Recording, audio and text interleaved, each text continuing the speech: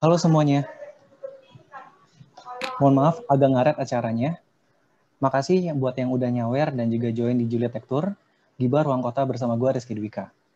Sebagai gambaran awal, sebetulnya acara ini adalah acara iseng-iseng gue karena emang agak sulit untuk kita berdiskusi beginian lewat suara doang. Jadi untuk menggunakan platform kayak Twitter Space atau podcast itu agak susah.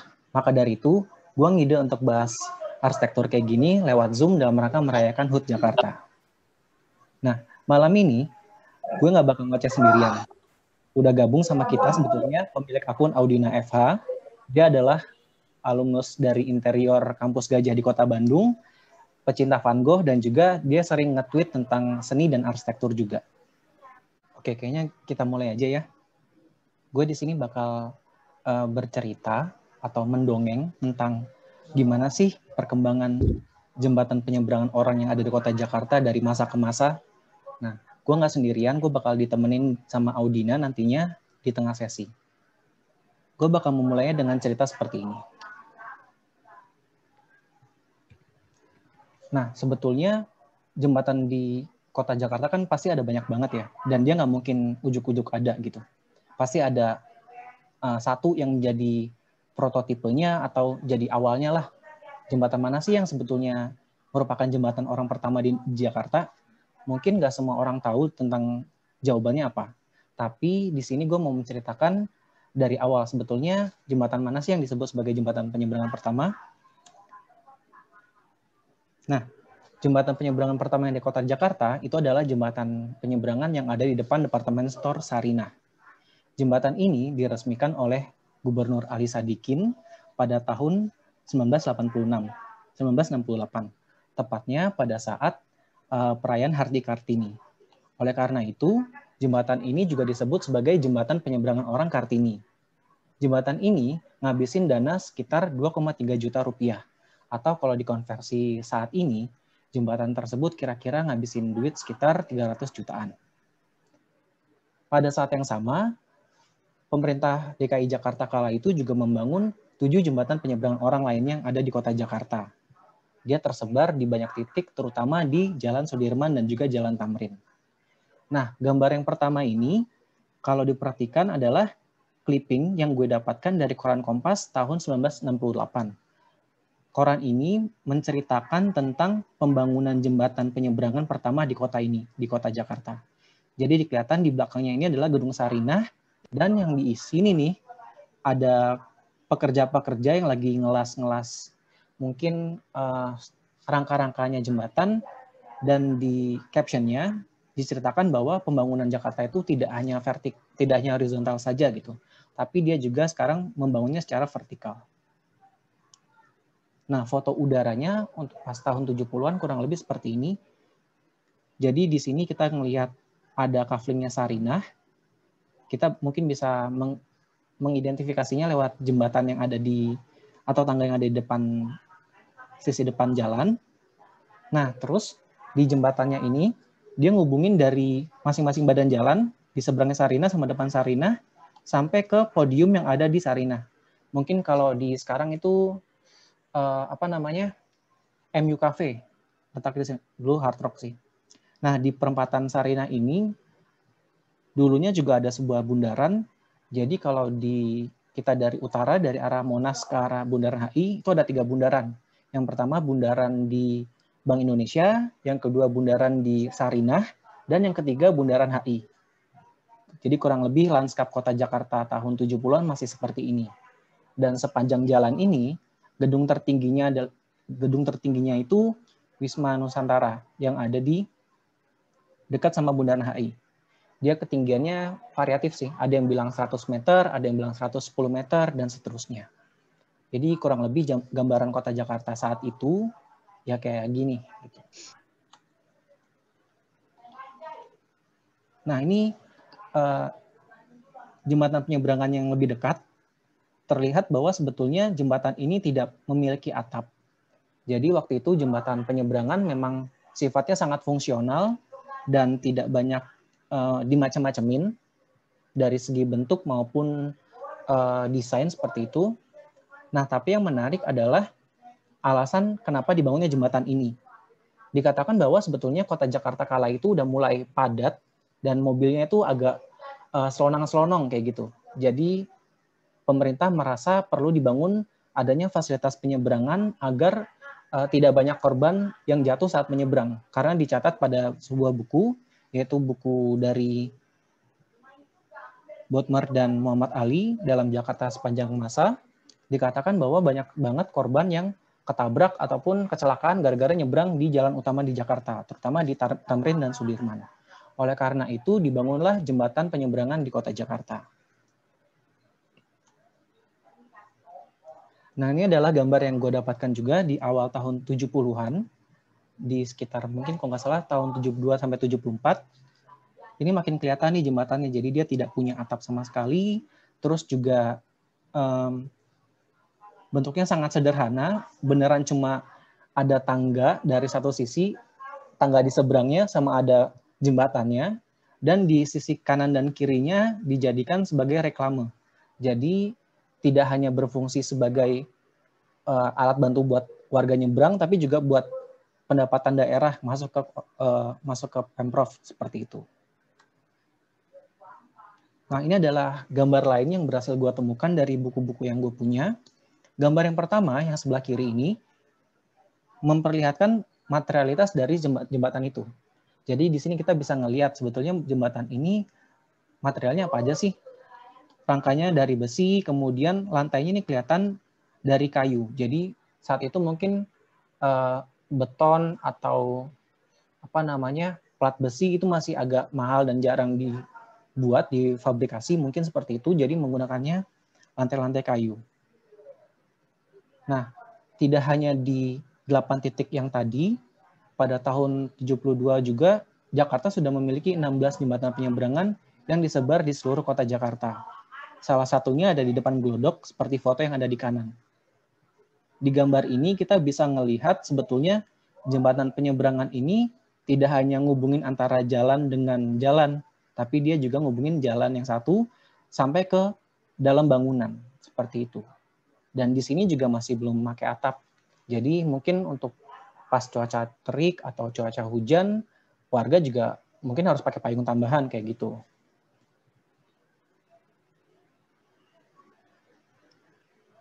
Nah, kemudian di sini juga kita ngelihat bahwa sebetulnya jembatan bisa menjadi tempat yang strategis untuk ngiklan di masa itu. Pemerintah udah mulai peka dengan pendapatan daerah juga kali ya, jadi banyak produk-produk yang masuk untuk ngiklan di jembatan tersebut.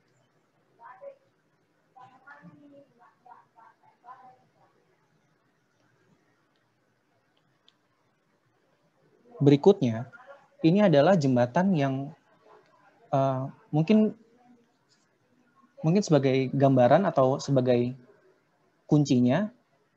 Di sini kita lihat ada sebuah jembatan dan di bawahnya ada kayak semacam kali. Nah, kalinya ini adalah kali Banjir Kanal Barat di daerah Sudirman, dan di bawahnya ini lokasi stasiun Sudirman sekarang. Dulunya di sekitar Grand Indonesia sanaan lagi dibangun juga sebuah jembatan penyeberangan. Masih sama bentuknya, tipologinya masih sama. Dia tidak memiliki atap, bentuknya masih sederhana, cuma ada 2 tangga seperti itu kanan dan kiri, dan di sisi depannya dijadikan sebagai tempat reklame atau tempat iklan. Yang menarik, waktu gue iseng nyari koran Kompas tahun 75, ada sebuah artikel yang menceritakan bahwa sebetulnya warga Jakarta ini masih butuh zebra cross. Meskipun jembatan sudah mulai banyak, dibangun di mana-mana, tapi warga tetap membutuhkan zebra cross karena banyak warga kota yang rentan, baik itu secara kelompok usia seperti ibu hamil atau lansia, agak kesusahan untuk menggunakan jembatan. Bahkan di artikel ini juga disebutkan bahwa jembatan ini menyusahkan untuk orang-orang yang membawa dagangan gitu. Dia harus manggul barang, naik turun jembatan, itu agak capek dan susah.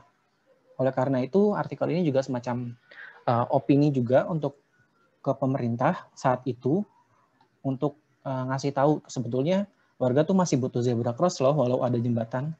Idenya kayak gitu.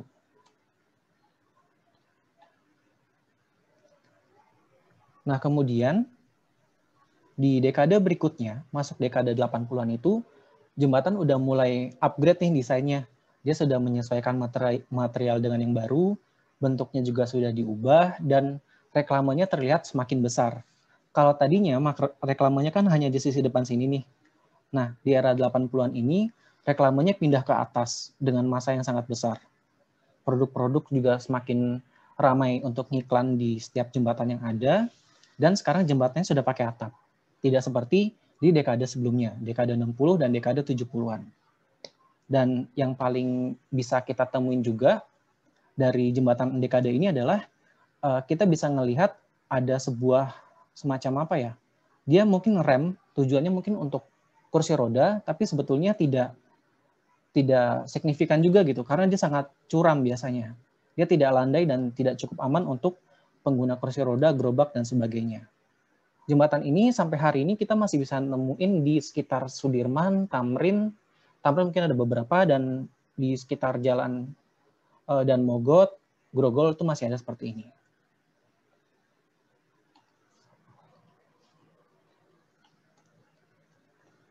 Nah, kemudian di dekade berikutnya lagi, tahun 90-an, jembatan penyeberangan orang ini semakin terupgrade dari materialnya dan juga bentuknya. Yang pertama, kalau tadi atapnya hanya datar gitu aja, sekarang atapnya sudah dikasih rangka khusus. Dia ada tiang-tiang yang dibentuk lekuk sehingga membentuk macam kanopi seperti itu. Bentuknya dari material dari fiber, dan ini tersebar di banyak titik di kota Jakarta pada dekade 90-an. Sampai hari ini kita juga masih bisa melihat sisa-sisa dari jembatan yang kayak gini nih. Jadi kalau misalnya kita lagi jalan-jalan terus nyebrang, melihat jembatan yang beton yang kayak gini, kita bisa asumsi, oh ini berarti jembatannya dibangun antara tahun 80-an sampai tahun 90-an. Kurang lebih seperti itu. Nah, masuk milenium yang baru, tahun 2000-an itu Jakarta punya semacam jenis transportasi baru, yaitu Transjakarta. Transjakarta ini kan dia bentuknya khusus ya. Ada sebuah halte yang kemudian membutuhkan jembatan khusus biar orang nggak nyelonong masuk. Dia harus beli tiket, ngetap tiket, dan seterusnya. Karena transportasi ini, akhirnya jembatan penyeberangan orang di Jakarta semakin banyak jumlahnya. Dan tidak hanya jumlahnya aja nih, tapi bentuknya juga berubah dari era sebelumnya. Sekarang mulai digunakan rangka-rangka baja dan dengan finishing material aluminium, plat aluminium seperti lantai dek di bis, dan juga tiang-tiang aluminium. Jadi materialnya berubah, bentuknya berubah. Dan buat teman-teman tahu, sebetulnya tahun 2004 ini tidak semua halte dan jembatan Transjakarta itu pakai atap. Jadi masih ada yang kayak gini. Ini kalau nggak salah foto di tahun 2004 saat pengoperasian Transjakarta pertama. Nah, menariknya fasilitas DPO kala itu tidak cuma dibuat rem yang miring seperti ini, tapi juga disediakan lift di beberapa halte yang strategis. Misalnya di Sarinah, di Tosari, dan sebagainya. Tapi dalam kenyataannya memang lift itu sering rusak, sering mati, dan justru malah akhirnya jadi tempat kumuh, kayak gitu.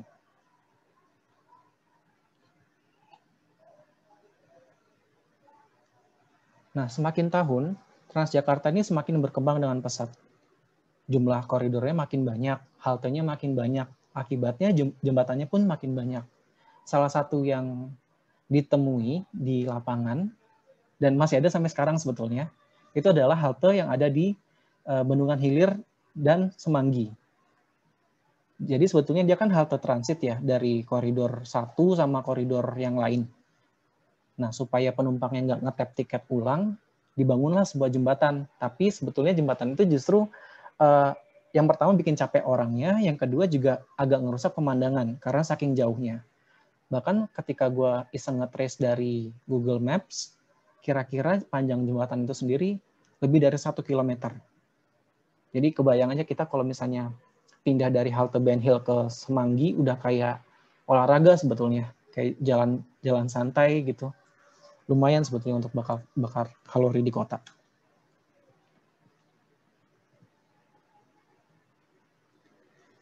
Nah, kemudian di era tahun 2000-an, 2010, 2011, kita sering menemukan reklame, spanduk, iklan dan apapun bentuknya yang sebetulnya bisa resmi maupun nggak resmi, itu nempel di jembatan penyeberangan.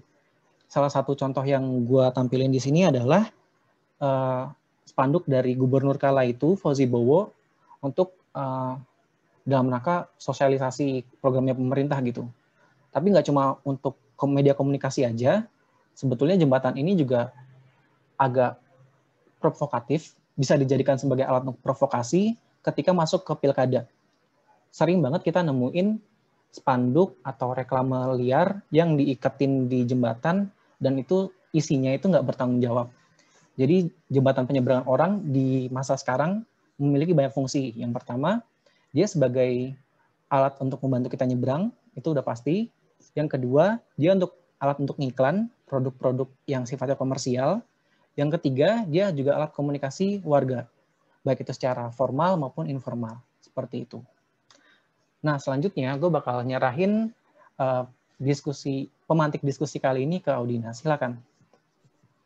Halo semuanya, selamat malam. Maafkan baru kenalan tadi harus rapat kantor dulu. Salam kenal semuanya, nama saya Audina Nur Afifah, bisa panggilnya Dina aja. Mungkin tadi Dika udah jelasin ya background. Kalau background itu saya dulu kuliah di jurusan desain interior dan mungkin akan lebih banyak bahas aspek estetis ya. Kalau tadi kan juga lebih banyak sejarah, terus fungsi dan utilitas dari jembatan. Nah, kalau sekarang mungkin gue akan lebih banyak membahas tentang estetiknya kayak gimana. Oke, yang pertama jembatan penyeberangan era Jokowi sama Ahok ini ada di halte Salemba sama ada di JPO Mozaik di Jalan Kiai Tapa. Nah, kalau bisa dilihat nih sebenarnya secara material, secara fungsi mozaik atau keramik yang warna-warni ini tuh nggak perlu ada di jembatan. Cuman karena jembatan ini udah nggak cuma jadi nggak cuma jadi hal apa namanya urban item yang berfungsi sebagai orang buat nyebrang atau buat jalan aja. Sekarang juga jembatan apa ya lebih di encourage lah orang buat makai jembatan daripada lewat di bawah yang cenderung bahaya. Salah satunya itu biasanya penariknya pakai sesuatu material interior atau arsitektur di kalau yang di sini case-nya adalah pakai mozaik. Ini tuh mozaiknya kayak semacam bentuk bunga gitu, floral. Kalau di zoom out itu dia ngebentuk satu barang utuh, cuman dia dipecah-pecah jadi setiap naikkan anak tangganya itu. Gitu. Tuh, jadi mungkin ini mulanya ada jadi tahun 2010, 11, 12, 13 itu kan sebenarnya Instagram juga lagi mulai naik ya. Jadi tuh orang-orang lagi senengnya urban fotografi, seneng ini hunting Instagram Instamit gitu kan dulu kalau zaman-zaman 2012, 2013 biasanya kalau foto-foto di kota ya salah satu yang bisa jadi landmark adalah hal-hal yang seperti ini yang menarik mata gitu. Gitu. Oke, boleh next. Halo, Dwik, boleh next? Ya. Nah, oke. Nah, ini kalau ini eranya Ahok sama Jarot juga di HI Percontohan, ini tahun 2014. Nah, jadi kan ini di Bundaran HI ya. Kalau tadi juga sempat bahas yang tadi ada di Jakarta Timur dia bisa dimanfaatkan buat orang naruh reklame yang liar gitu ya, yang sembarangan. Nah, kalau ini karena dia di Bundaran HI yang mana mungkin bisa kita bilang mestinya jadi daerah yang netral ya. Jadi bukan area buat kampanye dan karena dia ada di tengah kota dan dekat simbol negara juga. Jadi dibuatlah JPO ini nampungnya ada banyak bunga sama tanaman. Ini sebenarnya si bunganya ini nggak natural juga bisa dibilang nggak natural karena dia pakai pot terus bunganya pun Ya, bukan bunga. Ya, nggak ya inilah jadinya nggak mungkin bisa dibilang agak tempelan juga ya. Nah, tapi si reklame ini si bunga-bunga ini emang untuk menghindari ada orang naruh reklame-reklame yang sembarangan di situ. Jadi ya udah ada pemandangannya sendiri lah pakai bunga ini gitu. Next.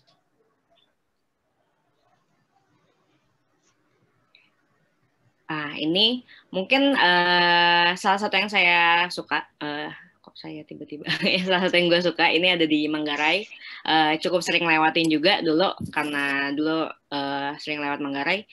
Jadi kalau yang tadi itu kan mainnya visible ya, lewat warna, dan apalagi kalau yang tadi bunga itu dia pakai objek yang jelas gitu, objek yang kayak bunga nih gitu. Nah kalau yang ini tuh lebih mainin di bentuk sama di kalau di arsitektur dan interior tuh bisa disebut shape shifting juga ya. Jadi dia mainin nirmana itu sesuatu yang nggak ada artinya, sesuatu yang nggak bisa kita definisikan secara verbal, tapi dia tuh ada bentuknya, visualnya bisa kelihatan dan orang bisa menilai itu tuh enak dilihat atau enggak. Nah ini tuh salah satu contoh nirmana. Kalau dulu gue kuliah tuh pernah disuruh bikin kayak gini dari sedotan. Nah ini tuh dibikin real life-nya ini dari rangka besi dan dicat warna putih. Ini si jembatannya pakai pakai mainin geometrinya gitu. Jadi geometric art juga sih ya ini. Dan ini ada kanopinya, walaupun dia konsepnya kayaknya asalnya sih polos aja gitu ya, putih. Cuman karena ini jembatan, Guting dia pakai kanopi di atasnya gitu. Mungkin kalau ini kali ya, kalau nggak salah, kayaknya ini jembatan pertama yang diala-alain sama Pemprov kayaknya deh. Oh iya. Terus bentuknya tuh nggak kotak doang, nggak ditransformasiin, di macam-macamin bentuknya. Kalau nggak salah ya. Iya. Jadi mungkin bisa dilihat yang beda dari yang 2 jembatan sebelumnya ya. Kalau 2 jembatan sebelumnya itu kan kita bisa lihat dia bentuknya udah ada, maksudnya tangganya udah ada, terus juga bentuknya udah ada ya udah ada jembatannya. Tapi secara konstruksi dia tuh nggak dianeh-anehin dari awal, tapi ditempel tuh akhirnya si mozaik sama si bunga. Nah kalau yang ini tuh untuk mencapai bentuk yang seperti ini perlu ada rekayasa di proses konstruksinya, dan inilah yang pertamanya, yang awal-awal dibentuknya di aneh-anehin kita sebenarnya dianeh-anehin aja. Nah itu yang di sini, yang di Manggarai gitu. Jadi bukan cuman styling atau cuman hiasan gitu ya. Oke, nah ini si JPO jembatan penyeberangan era Anies Sandi ini sempat ada pembongkaran juga. Terus ini jadinya cuman crossing zebra cross biasa. Di sini mungkin lebih ke landscape ya. Maksudnya ini kan nggak harfiah, ada jembatan di dalam sini. Cuman ini ada penyeberangan, tapi yang dimainin banyaknya adalah vegetasi atau tumbuhan-tumbuhan. Ada rumput di situ. Terus dia ngikutin juga sama trotoar-trotoar di sebelah itu ada hanging plant, dan ada pohon-pohon palem yang memang diperuntukkan untuk area itu gitu. Ini kan area perkantoran elit juga ya kalau di daerah sini. Gitu. Jadi menyesuaikan lah sama orang-orang demografi yang sering ada di situ gitu. Mungkin ini juga kali ya. Boleh. Ini kan baru ganti pemimpin, terus jadi kayak kita bisa ngelihat sebetulnya ganti pemimpin, ganti paradigma mikir juga gitu. Kayaknya ya. Jadi misalnya yang tadinya bikin jembatan banyak-banyak, terus sekarang jembatan dibongkar, justru orang bisa nyebrang lebih ramah sama pejalan kaki gitu ya. Ya, betul. Jadi dan lebih ramah difabel ya, karena kan tadi saya juga sempat bahas yang ada ram itu, yang jalan yang tadi lurus itu, cuman memang secara teknis itu nggak comply untuk orang jalan di situ. Dia orang maksudnya kursi roda untuk jalan di situ karena terlalu curam dan berbahaya. Nah, makanya di sini lebih dipermudah buat teman-teman yang difabel, dan di sini tuh lebih kontrolnya juga lebih lebih mudah sih, karena kan jalannya besar dan high traffic juga, si jembatannya, si busway-nya juga, si bundaran HI ini banyak banget yang lewat di sini gitu sih. Ini ada bahas dikit, ini ada tiang-tiang kecil. Mungkin kalau teman-teman belum tahu fungsinya, ini tuh untuk ngebatasin jumlah orang, jadi biar nggak terlalu berdesakan ada di situ gitu. Oke, ini boleh next aja. Itu yang kecil itu buat batasin jumlah orang yang masuk atau keluar. Boleh di next, Dek. Udah keganti? Oke, nah kalau ini, nah ini juga sama, dia mainin konstruksi ya. Jadi yang di tweak, apa ya bahasa Indonesia-nya? Yang di rekayasa itu bentuknya secara struktur. Jadi kan kalau tadi kita awal-awal ngelihat hanya perubahan di hal-hal yang lebih superficial ya, kayak keramik dan dikasih warna dan bahkan dikasih dekorasi. Nah kalau di sini itu udah kelihatan ada willing dari orang yang membangun bahwa jembatan ini akan dibuat estetik dari bentuk asalnya. Dan dia menambahkan itu dengan lampu. Jadi sebenarnya bisa bilang jembatan ini sebenarnya nggak pakai lampu juga udah bagus karena dia udah punya bentuk yang unik gitu ya. Ada si rangkanya tuh ada pakai rangka segitiga dan pakai kanopinya pun fleksibel gitu ya, nggak kayak kanopi beton yang biasa atau pakai atap. Nah, cuman ini buat menambah estetika, akhirnya dikasih lah lampu city lights di kota. Mungkin ada satu trivia dikit, sebenarnya tren ngasih lampu di jembatan itu nggak cuma di Indonesia, di seluruh dunia itu terjadi. Dan kalau hasil studi saya di beberapa negara itu sebenarnya buat menghindari kejahatan juga, karena kan tempatnya jadi kayak bericak berlindung gitu ya, kayak terang terus kayak menarik perhatian, jadinya akan mengurangi risiko dilakukan kejahatan situ, misalnya kayak ya sebutlah pelecehan seksual gitu ya, misalnya terlalu sepi apa kayak gimana itu kan kesorot. Terus bahkan ada trivia yang lebih lucu juga, di Cina itu jembatan dikasih lampu itu buat jadi gini, di Cina itu kan ya bisa kita tahu negaranya cukup keras sama pekerja ya, jam kerjanya cukup panjang, upahnya juga nggak terlalu tinggi. Nah, orang itu ngelewatin jembatan setiap pulang kerja itu sering banget ada kasus bunuh diri. Jadi kalau di Cina itu nggak cuman di jalan ya, bawahnya dia ada sungai juga. Nah itu cukup sering ada kasus bunuh diri. Nah untuk nge-stimulus psikologis orang ini biar nggak terlalu gelap atau gloomy gitu, nah dikasih lampu-lampu ini gitu. Ada efek psikologisnya juga gitu. Boleh. Ini Wavy dikasih nama sama kita aja jembatan Wavy, nggak ada statementnya juga namanya jembatan apa. Emang ini sih karena sebetulnya gue juga ngelihat ada apa ya, kecenderungan mungkin ya, atapnya tuh dimain-mainin, jadi nggak cuma dia planar cuma datar aja, tapi juga kayak di twist gitu, diputer atau dibuat bergelombang kayak gitu sih kayaknya ya. Tapi meskipun eksekusinya beda-beda nih setiap jembatan.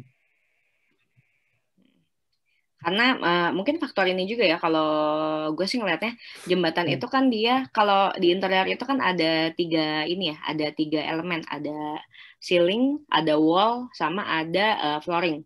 Kalau di jembatan kan flooringnya udah nggak bisa kita ubah-ubah ya, karena itu kan safety dan utilitas. Nah ya udah, jadinya jembatan ini mostly pakainya di ceiling sama di wallnya di kanan kirinya gitu sih. Karena flooringnya nggak bisa diapa-apain, bahaya kalau flooringnya dimain-mainin. Nah, oke, ini apa namanya? Boleh di next aja yang tadi. Ini boleh tuh di next.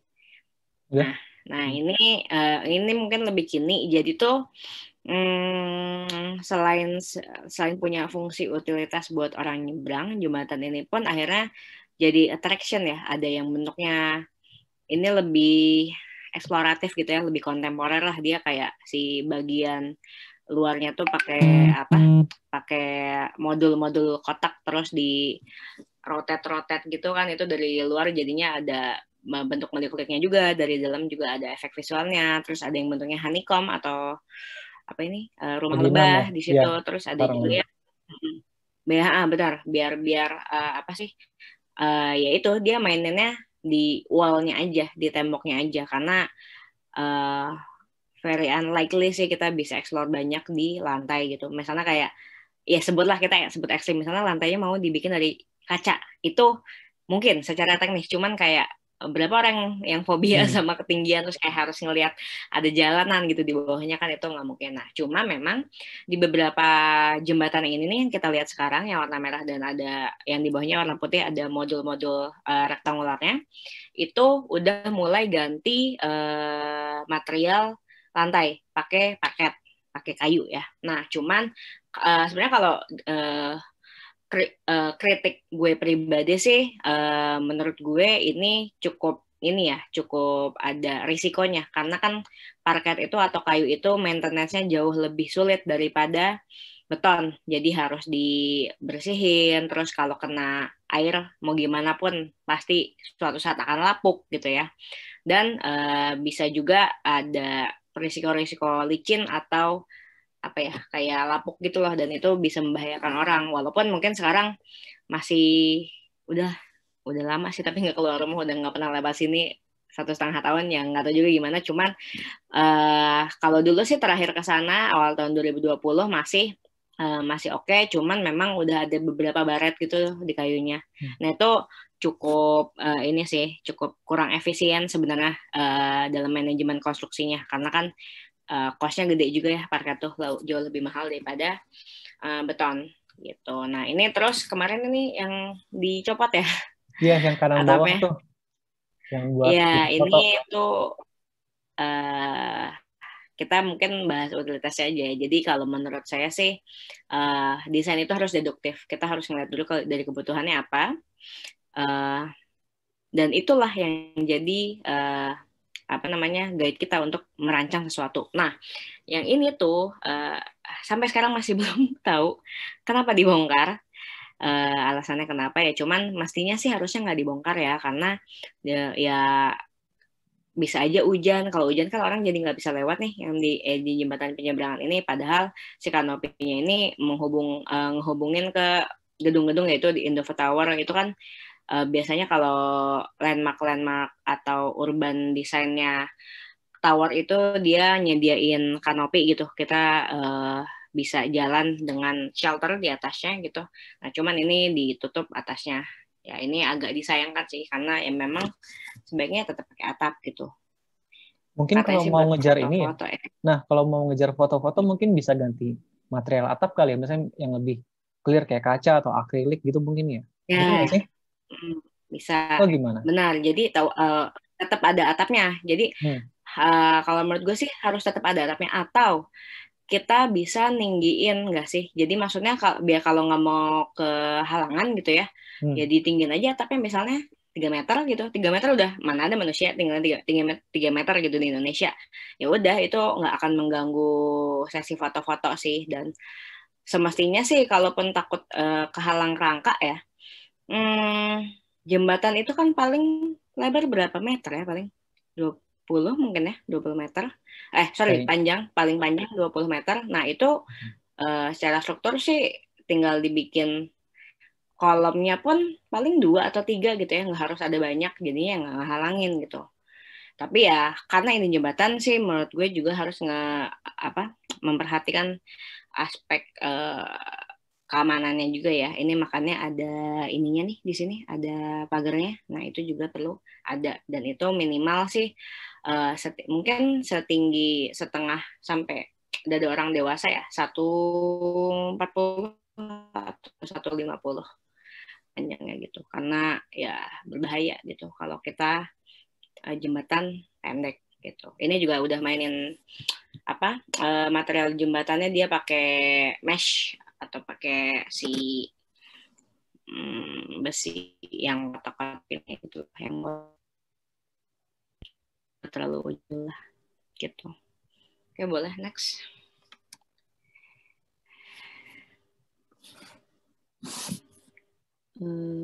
Udah boleh Duk, di ini aja, maju aja.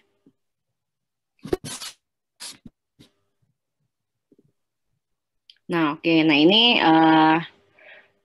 pertama ada di Pasar Minggu. Dia maininnya sebenarnya kita bisa bilang ada di ceiling sama di wallnya, cuman dia pakai besi yang dilengkungin dan pakai kanopi, lebih kayak tent gitu ya, kayak kemah. Terus ada di daun mogot, Ini secara teknis mirip sama yang di bawah, yang Pasar Minggu sama yang heksagon. Kalau yang ngomongin ini mungkin lebih mirip yang tadi di depan GBK itu ya. Dia pakai bentuk-bentuk heksagon yang sebenarnya agak ditambah-tambahin karena bodi jembatan aslinya kan di tengah doang itu ya. Terus di luarnya ditambahin buat eksteriornya, dan kalau istilah arsitekturnya namanya second skin mungkin ya. Kalau buat gedung dikasih second skin. Nah, terus ya ditambah lah gitu ininya. Apa namanya? Si bentuknya. Terus ada lampu-lampu juga kayak tadi. Gitu. Mungkin gue mau nambahin dikit juga nih. Jadi sebetulnya kan kelihatan ya dari yang tadi, kalau yang tadi cuma dibikin di Sudirman aja, sepanjang Sudirman kayak pusat-pusatnya Jakarta, sekarang ternyata juga dibangun jembatan yang sama, atau nggak sama lah, maksudnya jembatan yang dirancang khusus di titik-titik di luar pusat kota gitu. Kayak tadi misalnya ada di Daan Mogot, ada di Rawamangun, ada di Pasar Minggu, ada juga yang tadi di Jakarta Timur, di Cakung. Jadi sekarang konsentrasi jembatan yang ala-ala, atau mungkin kalau kata orang awam Instagramable ini, nggak cuma di pusat kota aja, tapi juga disebar ke berbagai titik di Jakarta. Dan satu lagi mungkin yang di jembatan Pasar Minggu ini kelihatan sebetulnya luarnya ini adalah ornamentasi Betawi. Jadi dia menggunakan gigi balang, dan sebetulnya aturan ini tuh udah disahkan dalam Perda kalau nggak salah. Yang ngeluarin tuh gubernurnya waktu itu kalau nggak salah Pak Jokowi. Jadi dia tuh ngusulin ada beberapa ornamentasi daerah dari Betawi untuk ditampilkan di ruang kota. Salah satunya gigi balang ini. Makanya di sini kan warnanya warna-warna apa ya? Istilahnya kalau nggak salah dari Pemprov itu warna menor, warna Betawi yang mencerang gitu, warnanya yang keluar, yang berani, hijau, kuning, pink, dan sebagainya. Mungkin gitu sih tambahannya. Sok dilanjut. Boleh. Nah, ini mungkin kalau yang tadi itu lebih abstrak ya, jadi nggak ada simbolisasi atau bentuk-bentuk tertentu. Nah, kalau yang ini udah mulai kita ngambil namanya genius loci atau local genius, bentuk-bentuk yang disepakati apa ya bahasanya, berdasarkan dari budaya ya. Jadi budaya ini kan biasanya kita jadikan sebagai elemen arsitektur juga, dan diambillah budayanya kalau yang ini dari budaya Betawi gitu. Ini dia pakai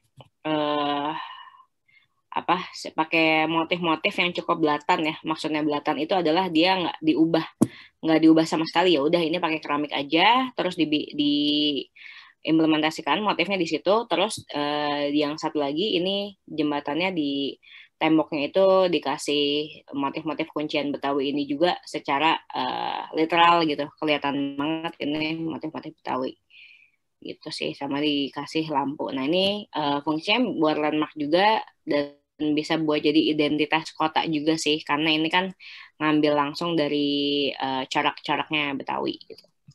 Begitu. Udah mulai melibatkan bentuk-bentuk ini udah local genius gitu. Udah tuh, boleh dilanjut juga. Udah keganti? Ya udah, oke. Ya. Yang rame nih. Oke. Nah ini mungkin yang baru.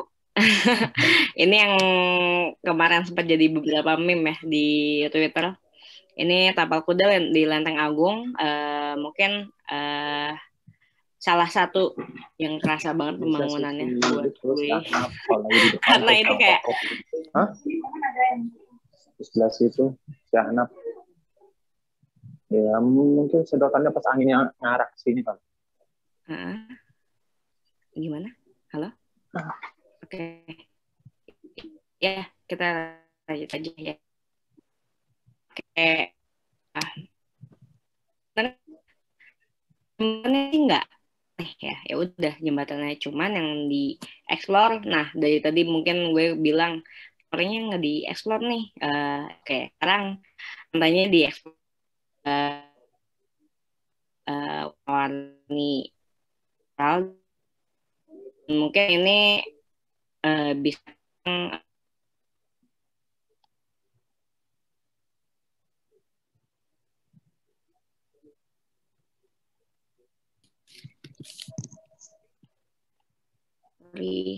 Sorry, tadi DC. Ya, oke. Sok dilanjut. Ya, jadi kalau ini mungkin lebih nggak mainin bentuk sama sekali sih sebenarnya. Ini ya udah belatan aja, mainin warna dan literal warnanya warna pelangi gitu. Itu dipakai di lenteng ini. Ini sih sebenarnya mungkin lebih secara konstruksi tidak sulit, secara anggaran juga nggak mahal. Dan ini mencerminkan ini juga sih, di Indonesia tuh memang budaya mewarnai bidang di perkotaan yang polos ya, itu cukup banyak gitu, nggak cuman dari warga gitu, misalnya bikin mural. Kadang-kadang mungkin teman-teman juga misalnya ada rumah kayak disponsorin, ada ininya, ada provider internet gitu ya, misalnya ngechat iklannya di rumah orang gitu.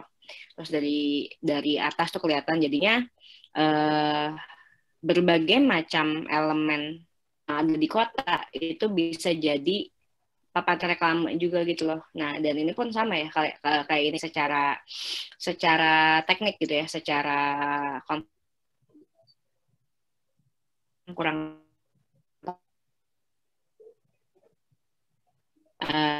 ya mungkin supaya ya itu kita nggak stres aja lihatnya kayak yang tadi itu, jembatan emang ya sering dijadiin ini tempat bunuh diri gitu kalau di tempat-tempat lain gitu. Nah kalau ini tapi di jembatannya sini nggak aneh sih ya, itu ya atapnya, mungkin atapnya di wifi gitu, kanopi ada ya. Iya. Kemudian terus pakai ya udah itu aja sih, paling ada ya ini ada muralnya juga ya di bawah di sini. Oke. Kalau menurut lo sendiri gimana pemilihan warna-warnanya? Kan ini kan sebetulnya nggak cuma muncul di Jakarta ya, tapi juga kalau kita nge-refernya ke luar negeri juga udah banyak banget gitu yang pakai warna-warna rainbow gitu. Menurut lo gimana? Kayak fenomena rainbow di segala bidang ini. Di jembatan, di apa gitu. Sebenarnya menurut gue fenomena rainbow ini kalau kita lihat dari SES ya, kita kan kita nggak bisa bicara selera buat desain urban kalau menurut gue, karena kita harus jadiin kota itu melting pot, semua orang ada di situ. Dan kalau nanya sarjana desain ya nggak bagus jawabannya adalah itu. Cuman orang ada attraction buat ke sana, nggak ini ya, jadinya nggak cuman ngajak orang buat lebih safe naik jembatan, tapi juga jadi semacam wisata juga kali ya yang murah, karena ini kan ya nggak bayar, nggak ada maintenance-nya gitu. Ya udah, itu jadinya hanya menghibur aja ya. Cuman kalau menurut gue sendiri sih akan lebih baik kalau hal-hal kayak gini itu pakainya jenis loci aja, mungkin kayak yang tadi yang Betawi, pakai budaya orang setempatnya kayak gimana, daripada pakai sesuatu yang sebenarnya nggak ada maknanya sih kayak gini. Ya udah, ini cuman polesan aja jadinya kayak gitu. Gitu. Jadi, dari budaya aja sih kalau bisa. Kalau di Bandung hijau, biru sama kuning berarti tuh si lambang Jawa Barat. Si warna benderanya itu ya kalau nggak salah kan. Dan itu berulang ya di mana-mana. Kayak maksudnya kayak di taman misalnya box planter boxnya, terus juga bangku-bangku tamannya yang dari beton itu diwarnainnya warna-warna biru, kuning, hijau gitu ya. Kayak jadi identitinya kota gitu nggak sih? Tempat sampah. Iya. Bahkan kalau mau ulang tahun Bandung tuh di pohon-pohonnya tuh dikasih kain 3 warna itu. Itu buat memeriahkan. Mungkin kita nggak tahu juga ya, mungkin warga Jakarta tuh dekat sama sesuatu yang warna-warni karena punya ondel-ondel. Ondel-ondel itu kan si headpiece-nya ini ya, warnanya ya udah random aja, semua warna ada gitu. Nah, quite looks like ondel-ondel headpiece. Hal ini bentuknya juga kayak gitu. Dan kalau nggak salah ya, gue juga pernah lihat postingannya, gue lupa Instagramnya DKI Jakarta atau Plus Jakarta gitu.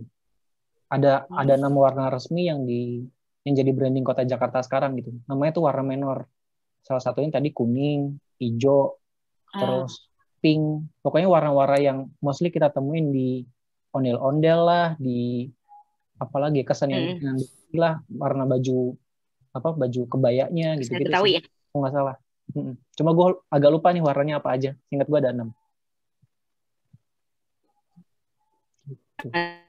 Hampir kayak warna pelangi ya berarti. Dan mungkin kalau sering merhatiin abang none Jakarta, kebaya encim itu warnanya pasti mencerang gitu loh, kuning, hijau, merah gitu kan. Highly saturated colors gitu. Nggak ada pastel-pastel, nggak ada putih atau hitamnya sama sekali. Ya itulah yang menggambarkan Jakarta ya, mungkin sebagai kota yang sangat meriah juga gitu loh. Jadi warnanya tuh warna-warna asli aja, nggak dicampur dari warna catnya. Dan itu secara cost juga murah ya, karena kita kan nggak perlu nyampur warna. Dan warnanya juga murni gitu ya, primer gitu. Mungkin PR-nya tinggal ini kali ya, misalnya implementasiin warnanya dengan lebih cakep mungkin, atau lebih nggak bikin ya you know lah, ya nggak sih? Iya.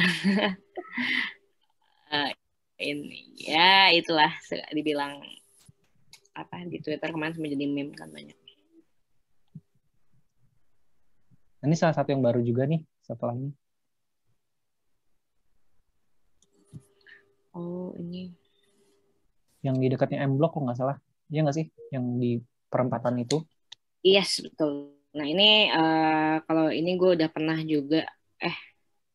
Enggak deh, belum pernah sih kalau kesini langsung. Ini kayaknya baru 2020 deh selesainya ya. Kita akhir awal tahun 2020. Nah, ya jadi ini sih lebih. Nah, kita balik kepada SES ya, Socio-Economic Status.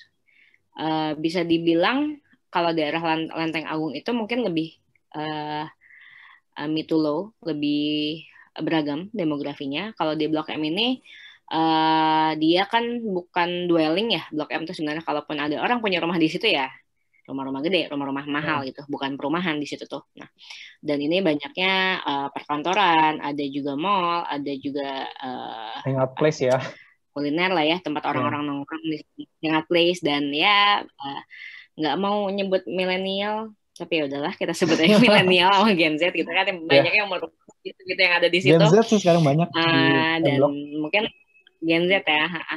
Kalau umur-umur segitu kan lebih banyak kita lebih banyak kepapar, sebutlah interior sama arsitektur. Kita kepaparnya sama yang kontemporer, terus kayak coffee shopnya kayak proyek mangkrak gitu ya. Ya udah nggak ada warnanya, nggak ada bentuk aneh-anehnya, kayak unfinished aja. Di sini tuh di Blok M tuh mirip sih si vibe-nya. Maksudnya si suasananya ya udah kayak bangunan dengan warna-warna bahan bangunan ya? Yaitu abu-abu. Makam atau pupuk ya?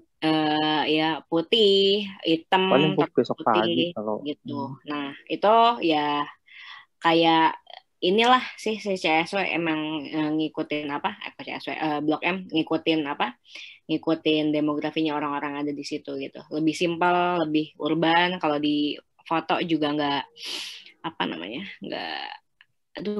bahasa Sunda burecak burinong, bahasa Indonesianya apa ya? Menor kali ya? Enggak. Mencerang. Menor, iya menor, centil gitu loh.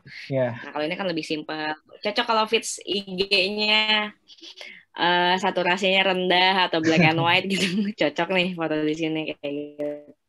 Dan ini kalau nggak salah ada yang menarik juga sih. Kalau kita ingat kan sebelum ada si bundaran Silingkaran ini, ada ini ya, ada apa? Mereka saling misah gitu. Halte busway-nya sendiri, terus stasiun MRT-nya sendiri, terus ada jembatan yang super tinggi gitu untuk mencapai halte Transjakarta yang paling atas. Itu sempat jadi bahan omongan juga tuh, yang tangganya ada berapa anak tangga ya, gue lupa. Itu sempat rame, makanya waktu itu disayembarain dan inilah si pemenangnya. Akhirnya jadi tempat yang terintegrasi antara Transjakarta, MRT. Oh iya. Katanya MRT, sih mau dibuka dalam bulan ini katanya sih. Mungkin ini yang jadi ininya juga ya, yang jadi faktor kenapa tempat ini mungkin lebih terlihat netral, karena kan ini hub ya. Maksudnya gini, selain harus ngelihat cultural identity, pakai warna itu juga kita harus merhatiin visibilitas. Jadi jangan sampai si warna ini ngeganggu signage. Jadi kan kalau misalnya hub pasti kan ada banyak jalan di situ, ada banyak public transportation. Kita kalau misalnya mau ke jalurnya MRT sama jalurnya busway kan kita harus melihat warnanya jalurnya kemana nih, ada merah, kuning, hijau segala macam. Nah kalau misalnya kita warnain lagi pakai warna yang sama itu kan mengganggu secara informasi gitu, kita jadinya ke distract gitu sama itu gitu sih. Jadi memang kalau ini selera pribadi ya, kalau gue sendiri memang sukanya shape shifting yang di struktur sih, maksudnya cuma ngubah bentuk aja gitu, kayak yang tadi Manggarai yang di depan GBK oke lah, itu bisa. Jadi kita nggak perlu nambahin warna lagi sih di situ, bisa pakai warna putih atau abu-abu aja gitu. Karena ganggu sih, lebih ke ganggu. Kalau kita yang penglihatan normal mungkin akan terlihat biasa aja. Buat orang buta warna atau orang yang punya refleks lebih sensitif terhadap beberapa warna itu ganggu sih. Oke, boleh. Mungkin ini tuh masih rencana ya. Yang anjuran finishing kita belum bisa lihat juga kayak gimana bentuknya. Ya, cuma sempat ramai nih katanya kan karena ini ya, karena dari kapal Pinisi ya berarti. Terus nggak ada atapnya, terus juga karena buat nyebrang sepeda juga, buat nyebrang orang, sempat diramein sih di. Iya benar. Ini ramenya yang gara-gara sepeda iya. Pernah dengar. Nah, mungkin secara bentuk ini oke, ini oke lah, nggak jelek gitu. Cuman kalau gue pribadi sih ngelihatnya utilitasnya sih nggak kena, harus ada atapnya, apalagi jalurnya banyak ya ini.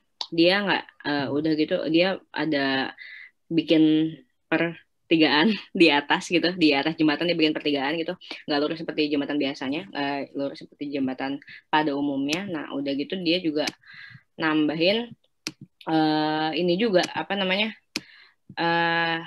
kenapa yang di tengahnya ada atap? Apakah harus jadi seperti kayak Pinisi? Kenapa yang di sampingnya juga nggak pakai atap? Mungkin secara solusi sih bisa kayak yang dibilang Dwi kayak pakai yang transparan aja, sama nggak usah jadi bilangin atapnya, karena di jembatan perlu pakai atap gitu, karena kita negara tropis, kita bisa hujan kapan aja gitu. Jadi pengen nanya kalau jadi pengen nanya kalau yang soal kayak Anjungan nggak pakai atap itu kan kita juga punya presiden ya di Bandung di Teras Ciamplas tuh. Di atasnya Teras Ciamplas kan dia bikin kayak semacam deck juga yang tempat orang-orang jualan sambil foto-foto lah sambil jalan gitu. Nah menurut lo sendiri di tempat negara kayak kita gini cocok nggak sih ada anjungan-anjungan yang nggak pakai atap kayak gitu? Atau ya memang sebaiknya disediain area teduhan juga atau gimana menurut lo? Kalau yang di dekat Cilok itu kan sebenarnya walaupun nggak sepanjang jalan. Mau diterusin sepanjang jalan kok nggak salah? Kalau misalnya kayak jembatan gini ya, menurut gue apa yang mana? Yang di Ciwok, yang mau di diterusin. Kan mau ditambahin sampai ke ujung. Iya. Dikasih kanopi kan ya berarti. Nah iya. Itu kan kalau yang di atas Ciwok tuh sebenarnya tempat rekreasi juga ya, orang kayak makan di situ, terus lihat belanja ada bisa di situ. Warung stall di situ, ada tempat belanja juga. Nah ini buat yang di sini itu kayaknya beda ya. Ini mungkin lebih ke fungsi, orang juga seharusnya nggak terlalu lama di sini. Jadi selain fungsi dan yang lain dari kita obrolin, kalau dulu gue pernah belajar untuk menghitung juga berapa lama sih waktu yang dibutuhin buat orang crossing tempat ini, area ini. Nah, karena kita itu kan, karena ini fasilitas publik, kita jadinya nggak bisa bikin ini jadi punya kita doang ya. Ini bukan fasilitas yang bisa jualan juga, jadinya jangan sampai orang kelamaan juga sih di sini gitu. Nah, menurut gue yang salah satu agak complicated juga, kenapa sih ini harus dibikin ada pertigaan di atas jembatan gitu kan, cukup membingungkan. Terus abis itu juga sepertinya dari materialnya juga pakai kayu kelihatannya. di lantai. Kayaknya Ini mirip asumsi sama ya? yang itu ya, yang jembatan di Sudirman kayaknya ya, Iya. tipikal gitu kayaknya. Dan jelas itu akan cepat rusak nggak sih kalau kehujanan, itu udah pasti sih. Gitu sih. Jadinya agak ini sih, agak nggak efisien aja ininya.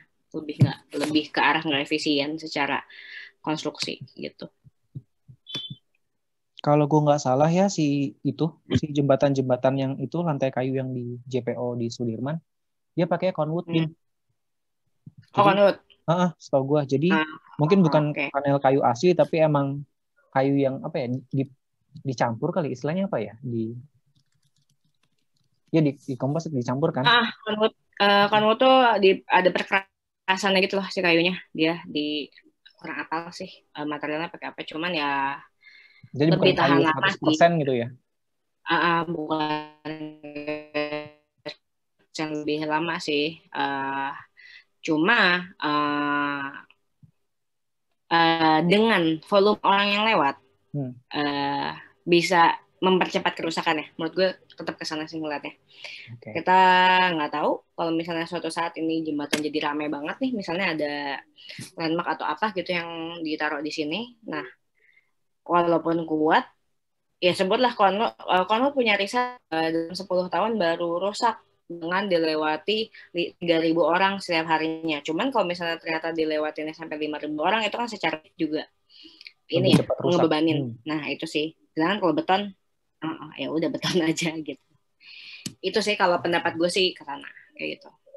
Oh ya, gue jadi ingat ini sih. Gue jadi ingat juga kalau yang di JPO-nya Sudirman kan sempat ada isu jembatan itu lecet-lecet gara-gara orang yang pakai Grab Wheels itu lewat situ juga, lewat jembatan. Pernah dengar nggak? Ya. Kan ya? Benar, itu bukan sesuai peruntukannya kan, dan pasti lebih berat kan kalau kita pakai alat naik ke atasnya. Gesekannya juga beda sama orang ini, sama orang biasa.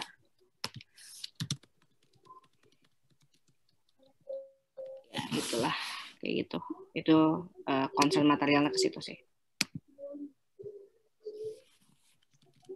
Sama yang di kiri nih, gue kemarin sempat browsing terus nemu kayaknya si Pemprov DKI bakal bikin 21 JPO lagi.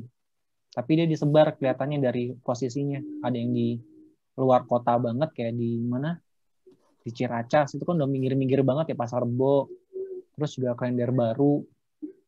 Jadi kelihatannya emang mau disebar kayak jembatan-jembatan yang mungkin kalau menurut gue eksperimental kali ya. Jadi si Pemprov ini bikin yang gue bikin yang Betawi-Betawian ditaruh di sini gitu. Iya nggak sih? Atau menurut lo gimana? Iya, lebih ini ya, ngikutin demografi gitu kali ya. Ngikutin SS orangnya juga kayak gimana tuh. Berarti kalau bisa kayak jadi gitu. Sih, benar. Ada Cilacas, Buaran, Pakai, Pasar Rebo, Pulau Gadung, Ben Hill, Casablanca itu most likely, Tegal Parang most likely akan modern di sana karena perkantoran ya di situ, perkantoran perbelanjaan. Kalau yang Ciracas, Pasar Rebo itu ya itu bisa sih, itu mungkin pakai Betawi-Betawian gitu. Gitu. Ya. Slide-nya udah habis nih kayaknya. Sekarang kita mungkin bisa ngajak yang datang di sini untuk berbagi pengalaman, mungkin ada pengalaman kayak si Sandiaga Uno ini. Dia kan sempat jadi meme ya, sering banget kita nemu meme dia yang nabrak jembatan ini. Karena dia mau ceritain sebetulnya waktu dia jadi pejalan kaki di Jakarta, dia tuh banyak penghalangnya gitu, banyak ketemu halangan, ada lubang, ada nabrak JPO dan sebagainya. Mungkin teman-teman di sini juga bisa sharing gitu mungkin. Silakan kalau ada mau cerita gitu. Hindran sama lewat jembatan gitu ya. Suka dukanya atau apa sih findings yang kalian temuin? Gimana? Ada yang mau cerita? Kalau nggak mungkin dari lo dulu. Apa yang paling seru lo temuin?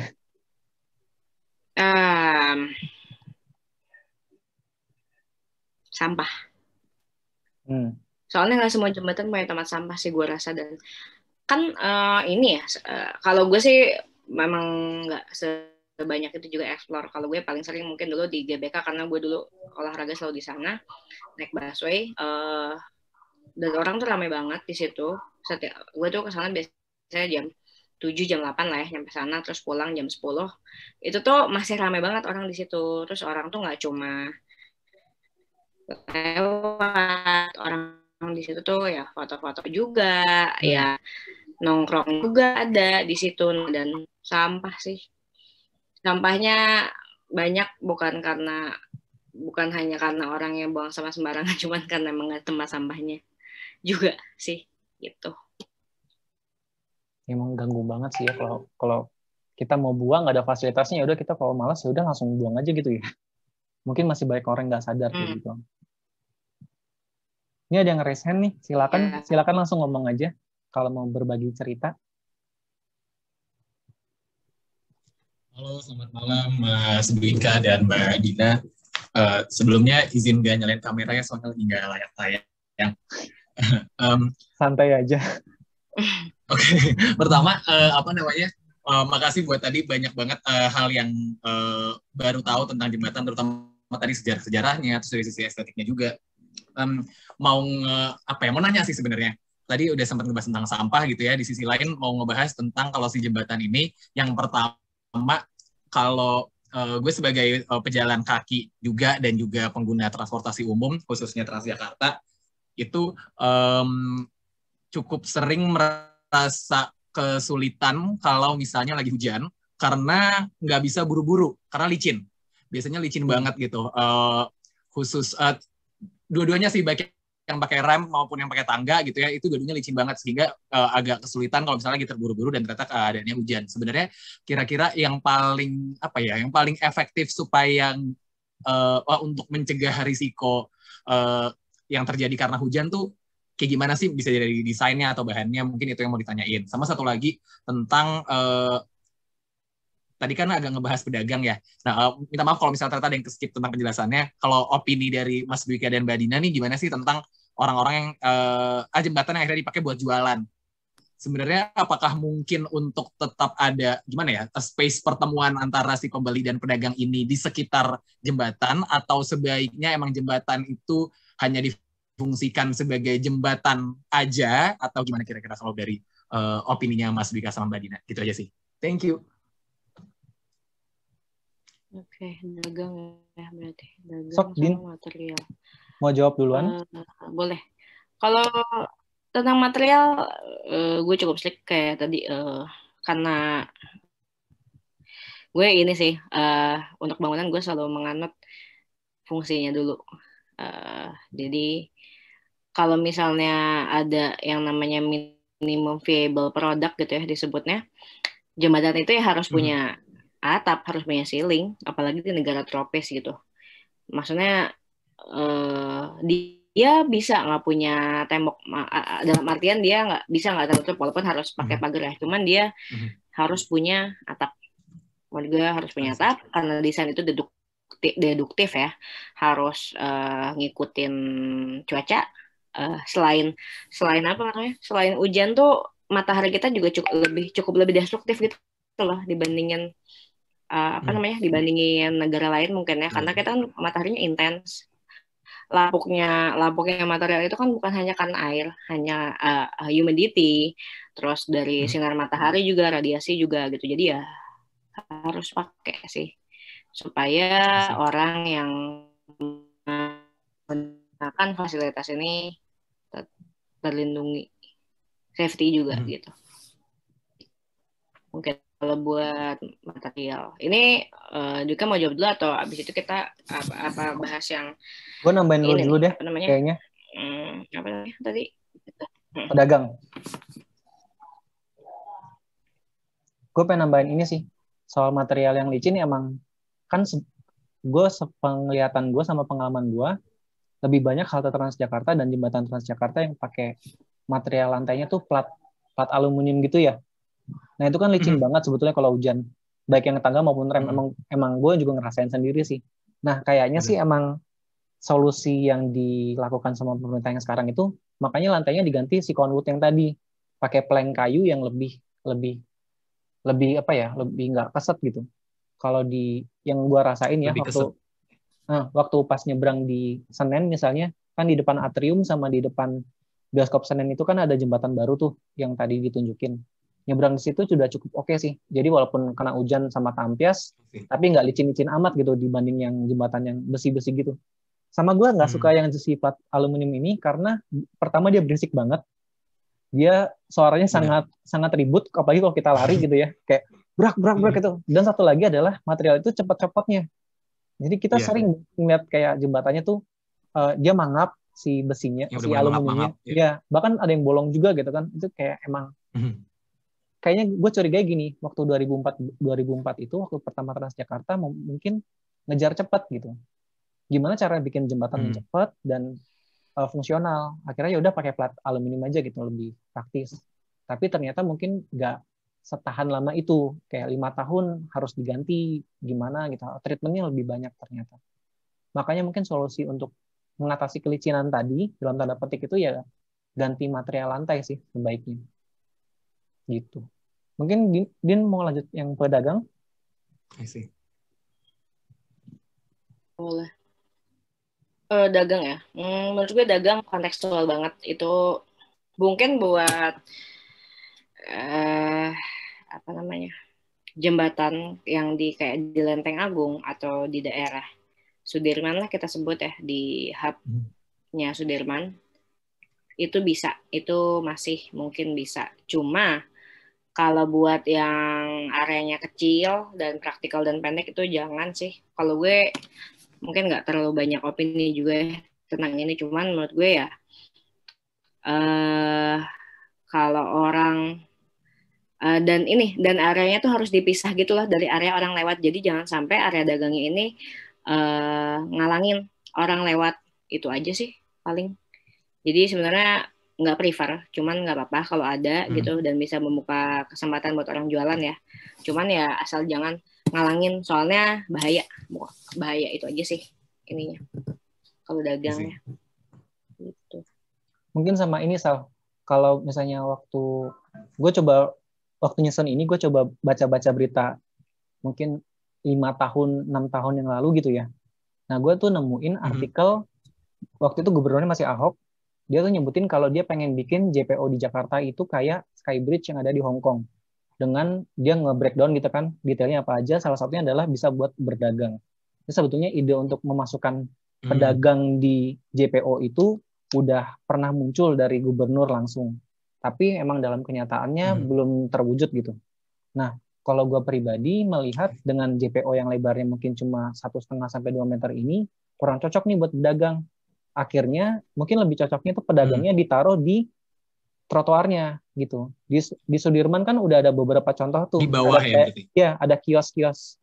Dia ukurannya kecil banget sih, kayak cuma 2 kali 1 meter mungkin, atau 2,5 kali 1,5 gitu. Kayak kios-kios kecil, itu dia dagang minuman, dagang apa, tapi dia sediain tempatnya. Jadi lebih baik kayaknya mungkin untuk pedagang itu ditaruh di trotoar yang udah lebar itu. Karena untuk yang selebar sekarang itu kan 4 meteran itu kayaknya masih cukup untuk ditaruh beberapa kios yang disediain langsung sama pemerintah gitu ya. Kayaknya sih gitu. Karena ini sih, sebetulnya kalau trotoar yang menurut gue pribadi, kalau trotoarnya tuh udah luas tapi nggak ada daya tariknya, orang juga agak malas untuk jalan di situ. Gue tuh pernah iseng jalan, gue kan sering jalan sebetulnya, jalan kaki. Dari Duku Atas sampai ke mana ya? Hampir ke GBK gitu, jalan ada urusan gitu, jalan kaki aja di trotoar. Tapi karena nggak ada pedagang sama sekali, nggak ada Starling, nggak ada pedagang minum, ya beneran capek gitu, nggak bisa jajan, nggak bisa istirahat, nggak bisa ngapa-ngapain. Maka dari itu, kalau gue pribadi ngelihat pedagang emang vital sih untuk di jalan selebar ini ya. Jadi kalau jalan-jalan yang sempit kayaknya agak, ya mungkin harus dipikir-pikir ulang gitu sih. Gimana, mungkin lo ada opini lain? Ada kebutuhannya sih. Ada kebutuhan, maksudnya kayak gue dulu pas ini sebelum pandemi ya gitu. Kalau misalnya lagi kerjaan di sekitar area Sudirman sana sangat termudahkan, kayak oh iya keluar dari Transjakarta naik jembatan ada yang jual tisu, ternyata ada yang jual masker gitu kan. Jadi di situ juga kalau misalnya berangkat naik ojek online gitu terus nggak sempat bawa masker sebelumnya atau tisunya udah habis dan lain sebagainya tuh masih bisa, oh iya nanti ada kok di jembatan Transjakarta gitu. Jadi itu sebenarnya di satu sisi memudahkan walaupun ya kita mungkin sama-sama ngeh juga bahwa ya mungkin gara-gara pedagang ada efek samping lainnya gitu, kayak mungkin ada sampah atau misalnya orang yang buru-buru jadi agak terhambat gara-gara ada pedagang yang sebenarnya di jembatan itu awalnya mungkin nggak didesain buat ada pedagang di situ gitu kan. Jadinya ya pengen tahu aja sih kira-kira gimana dan tadi gue rasa udah cukup kejawab sih tentang gimana ya intinya sih fungsinya supaya tetap nggak ngeganggu mobilitas yang ada di jalan maupun di jembatannya itu. Dan artinya juga tadi sempat ada tentang bahwa pemerintah pun mau memasukkan unsur pedagang sempat pada masa pemerintahan yang sebelumnya gitu. Artinya memang mungkin akan sangat mungkin nantinya juga ada desain yang memungkinkan hal itu gitu. Thank you banget Mas Dwika dan Mbak Dina. Mungkin mau nambahin sedikit lagi. Mungkin tipe dagangannya juga bisa disortir kali ya. Maksudnya kalau kita di jembatan kadang tuh dagangnya juga aneh-aneh kan. Ada yang dagang case HP lah, ada yang dagang apa lagi ya. Pisau. Kos kaki. Nah iya, kos kaki. Terus alat-alat dapur juga ada yang jual itu masalah. Suka aneh-aneh lah pokoknya. Iya, gesper. Nah iya bener. Maksudnya mungkin bisa disortir gitu. Misalnya untuk dagang minuman aja atau makanan yang eat and go doang gitu. Mesen kita makan sambil jalan gitu. Mungkin bisa digituin kali. Tapi nggak tahu juga sih. Agak susah mungkin. Iya sih, menarik. Thank you. Oke. Teman-teman yang lain mungkin ada yang mau menceritakan pengalaman nyebrang di Jakarta nih dalam rangka ulang tahun Jakarta yang ya subjektif sih. Kita mungkin bisa melihat Jakarta makin bagus, makin tambah acak-adut, itu kan subjektif. Tapi ceritain gitu pengalaman masing-masing. Halo Kak Dina dan Kak Rizka. Selamat malam. Aku mau nanya sih lebih tepatnya ke opini Kak Rizka sama Kak Dina. Kalau yang tadi kan sempat dibahas tentang yang di Bundaran HI itu JPO-nya dibongkar gitu ya, sampai akhirnya jadi zebra cross saja. Nah, menurut kakak tuh lebih mending kayak diperbanyak itu ya si zebra cross-nya atau si JPO-nya, karena kalau menurut aku sendiri sih sebagai orang yang suka jalan gitu ya, aku lebih senang yang banyak zebra cross-nya aja karena kan lebih memudahkan. Dan kalau apalagi kalau misalnya aku jalan sama orang yang nggak suka jalan, itu mereka bakal kayak ngapain sih naik JPO, kayak susah banget, lebih kayak effort banget gitu. Menurut kakak kayak gimana? Thank you. Sok, Dina mau nanggapin duluan. Juga dulu deh. Dari Dona ya? Juga dulu. Iya. Kalau gue pribadi sih juga doyannya itu nyebrang pakai pelikan crossing aja gitu. Pakai zebra cross. Oh ya, untuk belum tahu banget, zebra cross itu kan yang masih belang-belang yang ada di aspal ya. Itu kan zebra cross. Nah, disebut pelikan crossing ketika dia punya lampu penyeberangan. Jadi kan suka ada lampu yang kita pencet terus nanti traffic light-nya jadi merah terus kita bisa nyebrang gitu ya. Nah, itu namanya pelikan crossing gitu. Ada yang ngebantuin, itu alat si lampu lalu lintasnya itu. Gue pribadi untuk jalan yang selebar di sana cenderung untuk harusnya pemerintah tuh bisa menyediakan itu lebih banyak. Tapi mungkin di tempat-tempat yang agak susah nyebrangnya kayak di ini nih di mana? Daerah sepanjang Lenteng Agung, Tanjung Barat, itu kan ada jalan, rel kereta, jalan lagi gitu ya. Itu kan nyebrangnya agak susah. Nah, itu mungkin mau nggak mau harus pakai jembatan. Meskipun emang jumlah anak tangganya jadi banyak banget sih.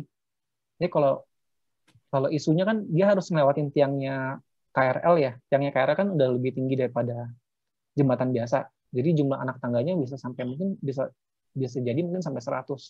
Bahkan kalau di kampus UI itu ada istilah jembatan penyeberangan namanya jembatan aborsi.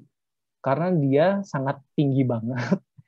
Dia tuh tinggi banget sama orang capek banget gitu. Makanya dinamain bahkan namanya jadi jembatan aborsi karena orang bisa tanda petik bisa aborsi kalau lewat jembatan itu saking capeknya. Gitu sih. Kalau gue sih pro pelikan crossing. Cuma memang harus kontekstual. Lihat site-nya cukup atau enggak, lebarnya pas atau enggak, kalau misalnya terus traffic-nya padat atau enggak gitu sih. Mungkin Din bisa nambahin. Sekali lagi ini bukan jawaban eksak ya, sama kayak Duka. Tergantung kondisinya. Kalau gue mungkin akan lebih mendefinisikan pelikan crossing itu works di jalan yang besar, yang punya lebih dari 2 ruas. Terus lotnya gede, terus biasanya ada di tengah kota atau di jalan-jalan yang tulang. Apa ya, jalan yang tulang tuh nyebutnya kayak jalan-jalan besar di yang menghubungkan kota. Terus kalau di jalan-jalan kecil sih mungkin memang baiknya pakai jembatan penyeberangan aja ya, biar di bawahnya tuh lebih aman buat jalan sih. Karena biasanya yang lewat juga nggak terlalu banyak. Jadi jembatan yang kecil, maksudnya lebarnya juga nggak terlalu lebar lah, itu juga udah cukup sih gitu. Cuman ya tadi mungkin gue sempat bilang si jembatan ini tuh dihias-hias buat minta orang naik juga gitu loh. Jadi ya supaya aman, supaya lebih oke. Mungkin kayak temen Mbak Dona tadi nggak mau naik jembatan karena malas capek. Ya jadilah dianeh-anehin jembatannya supaya orang mau naik jembatan. Lebih ke situ sih kalau gue ngeliatnya. Gitu. Oke, makasih Kak. Ya. Oke. Ada yang mau cerita lagi gitu tentang pengalaman nyebrang di Jakarta? Bisa lewat jembatan, bisa enggak? Atau mungkin penilaian pribadi kalian nih sama jembatan yang udah dimacem-macemin di era yang sekarang? Kan tadi banyak banget ya. Ada yang cenderung lari ke modern, ada yang cenderungnya ke apa ya? Ke lokalitas Betawi gitu. Dia nampilin ornamen Betawi. Halo, selamat malam. Selamat malam. Mungkin ada yang mau di-share? Kedengaran ya? Ya. Assalamualaikum warahmatullahi wabarakatuh. Waalaikumsalam. Kenalin, nama saya Anang. Terima kasih nih buat Mas... sorry. Ya, bingung namanya. Dwika. Ya, Mas Dwika sama Mbak Dina udah sharing tadi tentang banyak halnya tentang JPO. Mungkin tadi sebenarnya mau sharing aja sih. Dulu sempat kerja di daerah Blok M dari Bogor, naik bus berhenti di Semanggi, di apa namanya, di Metro Jaya tuh, Polda Metro Jaya. Nah, di situ tuh ada JPO yang panjang banget kalau mau ke arah Ben Hill. Itu jadi naik dari Semanggi terus ke arah Ben Hill. Nah, sebenarnya itu tuh benar-benar bisa makan waktu 10 sampai 12 menit jalan sendiri kali ya di atas JPO-nya. Nah, sebenarnya mungkin mau tahu sih ada nggak sih batasan ideal gitu seberapa panjang JPO? Nah, itu dia. Mungkin tadi udah dibahas ya. Nah, mungkin itu sih mau nanya sebenarnya ada batasan nggak sih atau bagusnya JPO itu seberapa? Soalnya kalau saya pribadi sih lebih prefer jalan lewat bawah aja gitu ya, lewat trotoar jalan dibandingin lewat JPO, karena kalau misalkan kebelet kencing atau ada keadaan darurat gitu, misal sesuatu kan kita bisa melipir ke mall atau kemana. Cuma kalau misalkan JPO ini kayak nggak bagus gitu. Mungkin itu aja sih. Oke, makasih. Terima kasih. Mungkin mau siapa dulu, Din? Mungkin karena lo udah bahas juga nih tadi itu sebenarnya boleh sih. Kalau teknis gue nggak apal ya. Cuma setahu gue baiknya jembatan itu kalau secara apa namanya waktu tempuh itu paling lama 5 menit, paling lama. Itu berarti sekitar 300 sampai 300 juga udah jauh sih. 200 sampai 400 meter lah. Nggak nyampe setengah kilo. Gitu. Itu paling panjang ya. Gitu. Kalau gue nggak tahu data teknisnya, Itu tapi mungkin standar. Kalau gue nggak tahu data teknis, tapi gue jujur berapa kali lewatin jembatan ini dan emang pengalaman macam-macam sih. Pertama, misalnya gue pertama tuh dari depan sini halte Ben Hill, gue mau pindah ke Semanggi. Gue sebetulnya agak takut sama ketinggian juga. Jadi ketika lama-lama di JPO itu juga agak insecure juga gitu, kayak ngeliat bawah, ngeliat mobil lalu lalang banyak banget. Apalagi kan bawahnya juga tol Dalkot ya, tol dalam kota. Jadi memang agak kurang nyaman sih kalau pribadi. Tapi memang di situ ada isu yang penting itu adalah isu ini sih, isu apa? Transit Transjakarta gitu dari koridor 1 ke tempat yang lain. Mau nggak mau orang kan harus nyebrang sejauh itu. Nah mungkin gue nggak tahu sih apakah bakal dibikin penyambung yang lebih manusiawi mungkin ketimbang jembatan yang tadi atau gimana. Tapi gue pribadi sih emang kurang nyaman untuk jalan. Misalnya nyebrang dari Atmajaya sini nih, Ben Hill sampai ke Semanggi yang sebelah sini. Emang nggak enak banget sih. Cuma kayak karena harus transit, sih misalnya orang itu harus ngelewatin jembatan itu biar nggak ngetap 2 kali bayar Transjakartanya gitu sih.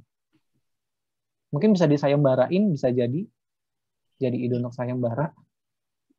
Gue nggak tahu juga. Halo. Ya.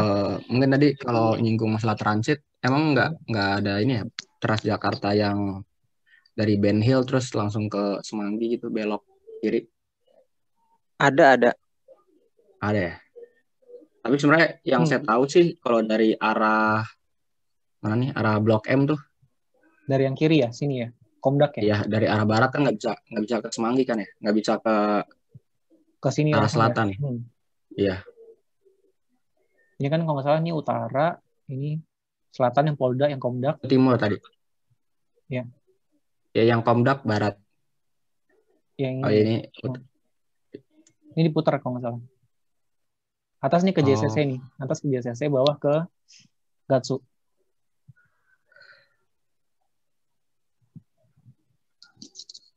Mungkin itu aja sih tadi buat kira-kira bagusnya JPO itu sepanjang apa. Oke, terima kasih. Oke.